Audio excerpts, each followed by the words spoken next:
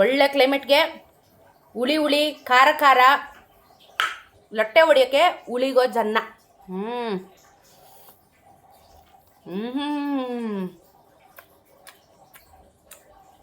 ಆಹಾ, ಹುಳಿ ಇಷ್ಟಪಡೋರಿಗೆ ಇದು ಪರ್ಫೆಕ್ಟು. ಸಕ್ಕತ್ತಾಗಿದೆ. ಚಳಿಗೆ ಲೊಟ್ಟೆ ಹೊಡಿಯೋ ಥರ ಇವತ್ತು ಒಂದು ಹುಳಿ ಗೊಜ್ಜಿನ ರೆಸಿಪಿ. ತುಂಬಾ ಸಿಂಪಲ್ಲು, ಎಲ್ಲರೂ ಮಾಡ್ಕೊಂಡು ತಿನ್ಬೋದು, ಸಕ್ಕತ್ತಾಗಿರುತ್ತೆ. ಇದು ನಮ್ಮ ಮನೇಲಿ ಅವಾಗವಾಗ ಬೋರ್ ಆದಾಗ ಈ ಥರ ಮಾಡ್ಕೊಂಡು ತಿಂತೀವಿ. ಎಣ್ಣೆ, ಖಾರದ ಪುಡಿ, ಅರಿಶಿನ, ಇಂಗು, ಜೀರಿಗೆ, ಸಾಸಿವೆ, ಕೊತ್ತಂಬರಿ, ಹುಣಸೆಹಣ್ಣು ಹುಳಿ ಸೋಸಿ ಇಟ್ಕೊಂಡಿದ್ದಾರೆ. ಕಡಲೆಬೇಳೆ, ಉದ್ದಿನಬೇಳೆ, ಕರಿಬೇವು, ಹಸಿಮೆಣಸಿನ್ಕಾಯಿ, ಕಡಲೆಕಾಯಿ ಬೀಜ ಇಷ್ಟಿದ್ರೆ ಇನ್ನೊಂದೈತೆ ಈರುಳ್ಳಿ. ಸೊ ಇಷ್ಟಿದ್ರೆ ಇವತ್ತು ಹುಳಿ ಗೊಜ್ಜಿನ ರೆಸಿಪಿ ರೆಡಿ ಆಗುತ್ತೆ. ಚಳಿಗೆ ಲೊಟ್ಟೆ ಹೊಡ್ಕೊಂಡು ತಿನ್ಬೋದು. ಯಮ್ಮಿ. ಬನ್ನಿ. ಎಣ್ಣೆ ತುಂಬ ಈಸಿ ಎಲ್ಲ ಮಾಡೋದು. ದಿನ ಅನ್ನ, ಹುಳಿ, ರಸಮ್, ಬೇಳೆ ಸಾರು, ಆ ಸಾರು, ಈ ಸಾರು ಸಾಕಾಗಿದೆ. ಒಂದೊಂದ್ಸಲ ಡಿಫ್ರೆಂಟಾಗಿ ಇದು ಮುದ್ದೆಗಂತೂ ಬೊಂಬಾಟಾಗಿರುತ್ತೆ. ನಮ್ಮ ತಾಯಿ ಯಾವಾಗಲೂ ಮುದ್ದೆಗೆ ಮಾಡೋರು ಇದನ್ನು. ನಾವು ಇವತ್ತು ಅನ್ನಕ್ಕೆ ಮಾಡ್ತಾಯಿದ್ದೀವಿ. ಅಂದರೆ ಮುದ್ದೆ ನುಂಗಕ್ಕಾಗ್ದಿಲ್ದಿರೋರು ಈ ಹುಳಿಗೆ ನಿಂತ್ಕೊಬಿಡ್ಬೋದು ಮುದ್ದೆನ. ಹಂಗೇನಿಲ್ಲ, ಸಖತ್ ಕಾಂಬಿನೇಷನ್. ಬಿಸಿ ಮುದ್ದೆಗೆ ಇದನ್ನು ತಿನ್ನಬೇಕು. ನಮ್ಮಮ್ಮ ಅದನ್ನು ರೂಢಿ ಮಾಡಿಬಿಟ್ಟಿದ್ರು.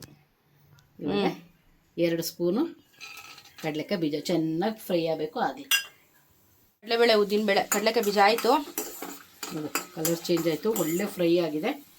ಇವಾಗ ಒಂದೇ ಒಂದು ಹಸಿಮೆಣ್ಸಿನ್ಕಾಯಿ ಹಾಕ್ಕೊಂಡಿದ್ದೀನಿ, ಎಕ್ಸ್ಟ್ರಾ ಫ್ಲೇವರ್ ಕೊಡುತ್ತೆ. ನಿಮಗೆ ಖಾರ ಬೇಕಂದ್ರೆ ಅದನ್ನು ಕಿಚ್ಕೋಬೋದು ಅನ್ನಕ್ಕೆ, ಅದಕ್ಕೋಸ್ಕರ ಹಾಕಿರೋದು. ಪಟಾಕಿ.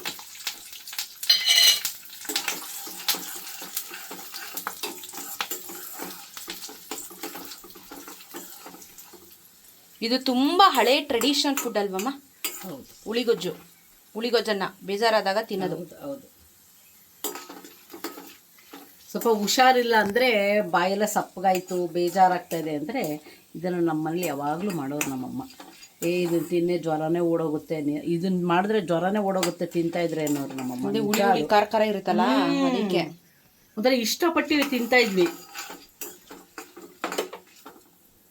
ಈಗ ಈರುಳ್ಳಿ ಆಗಿದೆ. ಎಷ್ಟು ಈರುಳ್ಳಿ? ದಪ್ಪದೊಂದು ಹಾಕಿದ್ದೀವಿ.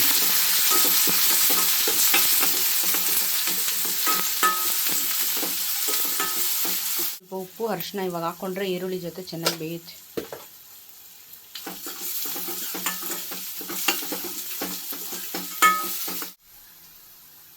ಜೀರಿಗೆ, ಸಾಸಿವೆ ಅವಾಗಲೇ ಹಾಕಿಲ್ವಾ? ಇವಾಗ ಮಜಾ ನೋಡು. ಅವಾಗ ಹಾಕ್ಬಿಟ್ರೆ ಏನು ಗೊತ್ತಾ, ನಾವು ಡೀಪ್ ಫ್ರೈ ಮಾಡ್ತೀವಿ, ಕಡಲೆಕಾಯಿ ಬೀಜ ಸೀತ್ಕೊಂಡ್ಬಿಡುತ್ತೆ. ಇವಾಗಲೇ ಚಟಪಟ ಅಂದ್ಬಿಡುತ್ತೆ ಅದು. ಇದರಲ್ಲೇ ಬೇಯ್ಕೊಳತ್ತೆ, ಚಟಪಟ ಅಂತ ಅನ್ನತ್ತೆ.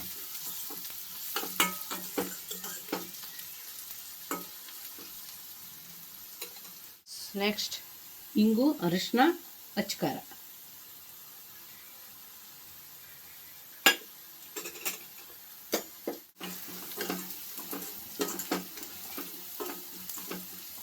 ಇದು ಖಾರ ಮುಂದೆ ಇರಬೇಕು, ಯಾಕಂದರೆ ಹುಳಿ ಅಲ್ವಾ? ಹುಳಿ ಖಾರ ಜಾಸ್ತಿನೇ ಇರಬೇಕು. ಇವಾಗ ಚೆನ್ನಾಗಿ ತೊಳೆದು ಸೋಸ್ಕೊಂಡು ಇಟ್ಟಿರೋದು, ಯಾಕಂದರೆ ಕಲ್ಲಿರುತ್ತಲ್ವ. ಹಾಗಾಗಿ ನಾನು 2 ನಿಂಬೆಹಣ್ಣು ಗಾತ್ರ ಅಷ್ಟು ಹುಣಸೆಹಣ್ಣು ಹಾಕ್ಕೊಂಡಿದ್ದೀನಿ.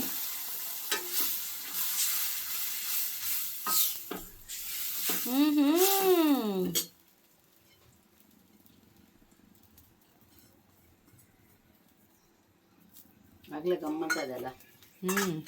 ಇದನ್ನು ನೀವು ಡೈರೆಕ್ಟಾಗಿ ಅನ್ನಕ್ಕೆ ಕಲಿಸ್ಬೋದು, ಇಲ್ಲ ಅಂದರೆ ಅನ್ನಕ್ಕೆ ಸೈಡ್ಗೆ ಹಾಕ್ಕೊಂಡು ನಿಮ್ಗೆ ಎಷ್ಟು ಬೇಕೋ ಅಷ್ಟು ಕಲಿಸ್ಕೊಂಡು ತಿನ್ಬೋದು. ನಾನು ಇದನ್ನು ಸೈಡ್ಗೆ ಹಾಕ್ಕೊಂಡು ಅನ್ನಕ್ಕೆ ಕಲಿಸ್ಕೊಂಡು ತಿಂತೀನಿ, ಮಸ್ತಾಗಿರುತ್ತೆ. ಒಂಥರ ಗೊಜ್ಜು ಥರ ಪಕ್ಕದಲ್ಲಿ ಕಲ್ಸ್ಕೊಂಡು ತಿಂದರೆ ಚೆನ್ನಾಗಿರುತ್ತೆ. ಅಂದರೆ ನಮಗೆ ಎಷ್ಟು ಬೇಕು ಹುಳಿ ಖಾರ ಗೊತ್ತಾಗುತ್ತಲ್ವಾ? ಇಲ್ಲಾಂದರೆ ಒಂದೊಂದ್ಸಲ ತುಂಬ ಜನಕ್ಕೆ ತುಂಬ ಹುಳಿ ಆಗಲ್ಲ. ನನಗೆ ತುಂಬ ಹುಳಿ ಇಷ್ಟ, ನಮ್ಮಮ್ಮಗೆ ಹುಳಿ ಅಷ್ಟೊಂದು ಇಷ್ಟ ಇಲ್ಲ. ಸೊ ಹಾಗಾಗಿ ನಾವು ಸೈಡಿಗೆ ಹಾಕ್ಕೊಂಡು ಕಲ್ಸ್ಕೊಂಡು ತಿಂತೀವಿ. ಒಂದು ಸ್ವಲ್ಪ ಬೆಲ್ಲ ಲಾಸ್ಟ್ಗೆ. ಇದು ಅಷ್ಟೇ ತೊಳೆದು ಸೋಸ್ಕೊಂಡಿರೋದು, ಬಿಸಿ ಮಾಡಿ. ಇವಾಗ ಉಪ್ಪು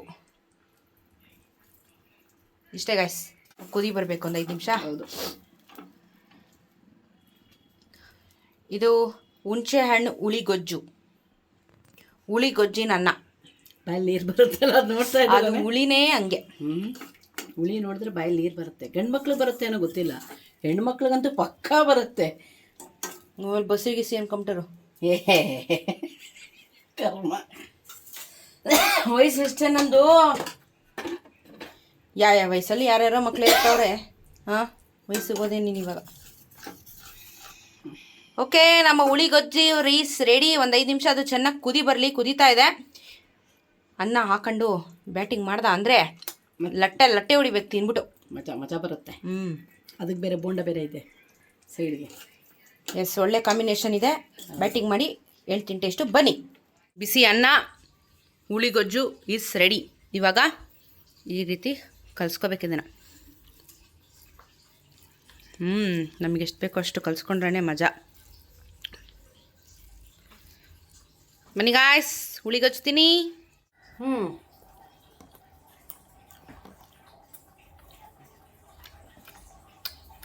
ಹುಳಿ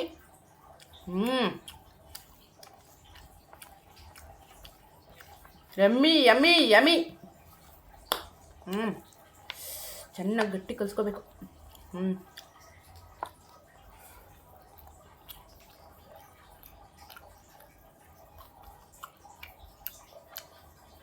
ಆಹಾ, ಜ್ವರ ಗಿರ ಬಂತು, ನೆಗಡಿ ಗಿಗಡಿ ಆಯಿತು ಅಂದರೆ ಇದನ್ನು ಮಾಡ್ಕೊತೀನಿ. ನಚ್ಚು ಆಯ್ತು ಬೆಲ್ಲ. ಹುಳಿ.